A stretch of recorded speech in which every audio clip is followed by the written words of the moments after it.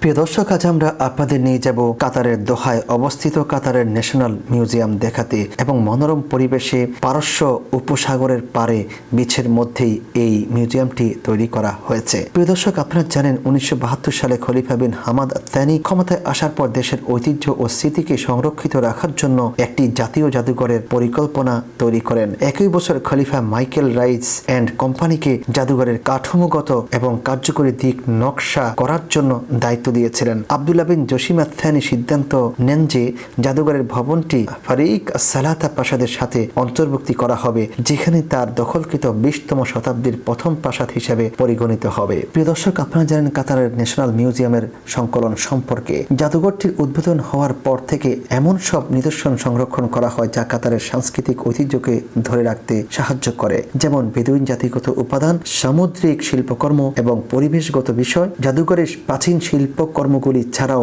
স্থানীয়ভাবে প্রাপ্ত নিদর্শনগুলিও সংগ্রহ করা হয় এবং তা সংরক্ষিত রাখা হয়। মুক্ত সরঞ্জাম প্রদর্শনের জন্য একটি উপরোধ তৈরি করা হয়েছে। 23 জুন 1975-এ জাদুঘরটি উদ্বোধন করা হয়েছিল। এই জাদুঘরের সুবিধাগুলোর মধ্যে একটি হচ্ছে 100টি আসনের অডিটোরিয়াম এবং একটি গ্রন্থাগার রয়েছে। 1980 সালে জাদুঘরটি শিল্পকর্মের উপর পুরস্কার পায়। 2013 সালে জাদুঘরটির চারপাশে রাজপ্রাসাদটি জাদুঘর বৃদ্ধির জন্য সংস্কার করা হয়েছে। প্রিয় দর্শক, 1973 সাল থেকে 1974 সাল পর্যন্ত ব্রিটিশ পুরাতত্ত্ববিদ পিটার্স দ্য কার্ডিং এবং তার দলকে জাদুঘর প্রদর্শন করে এবং আর্টিফ্যাক্ট সংগ্রহ করার অভিযান চালানোর দায়িত্ব দেওয়া হয়। তাদের আবিষ্কারগুলির মধ্যে সবচেয়ে উল্লেখযোগ্য আবিষ্কার হলো আদ-দাউস, যার মধ্যে বেশ কয়েকটি উবেড পত্রধারার নিওলিথিক যুগের ডেটিং রয়েছে। ডেনমার্কের অভিযান ও প্রদর্শনীগুলি 1950 এবং 1960-এর দশকের প্রথম দিকে প্রদর্শন করা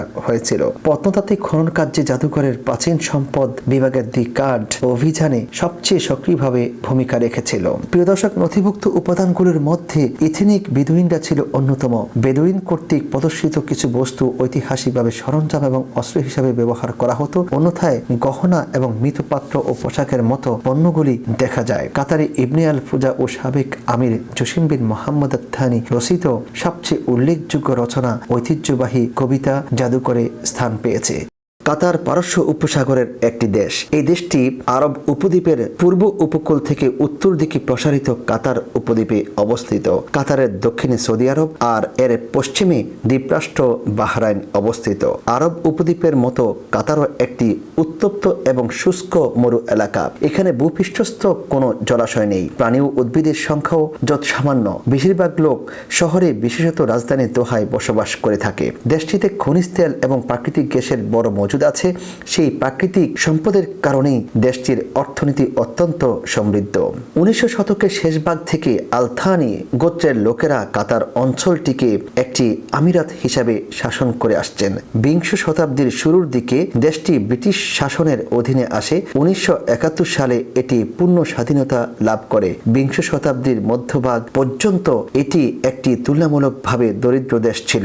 সেই সময় দেশটিতে পেট্রোলিয়ামের মজুদ আবিষ্কৃত হয় এবং সেগুলি উত্তোলন শুরু হয়। বর্তমান মাথাপিছু আয়ের হিসাবে কাতার বিশ্বের সবচেয়ে ধনী রাষ্ট্রগুলোর অন্যতম একটি রাষ্ট্র। প্রিয় দর্শক, প্রাগৈতিহাসিক কাতারে স্থায়ী জনবসতির কোনো অস্তিত্ব পাওয়া যায় না, তবে প্রাগৈতিহাসিক কাল থেকে কাতারে প্রাণের অস্তিত্ব পাওয়া যায়। প্রত্নতত্ত্ববিদ ডি কার্ডির মত অনুযায়ী কাতারে প্রাণের অস্তিত্ব ছিল। সেখানকার আবহাওয়া ছিল বৃষ্টিবহুল, জলপ্রপাত, উঁচু ঘাস এবং স্বচ্ছ পানির নালা ছিল বলে প্রমাণও পাওয়া যায়। আধুনিক ইতিহাসের জনক হেরাডোটাসের মত অনুযায়ী কাতারে কান্নানিয়ান নামক জেলে সম্প্রদায়ের বসবাস ছিল। তারা মাছ ধরার মৌসুমে অস্থায়ী ক্যাম্পেইন করে মাছ শিকার করতেন। প্রাচীনকালে কাতারের বিভিন্ন প্রত্নতত্ত্ব যেমন মাটির বাসন, চকমকি পাথর, পাথর কাটার যন্ত্র বিশ্লেষণ করে পাওয়া যায়।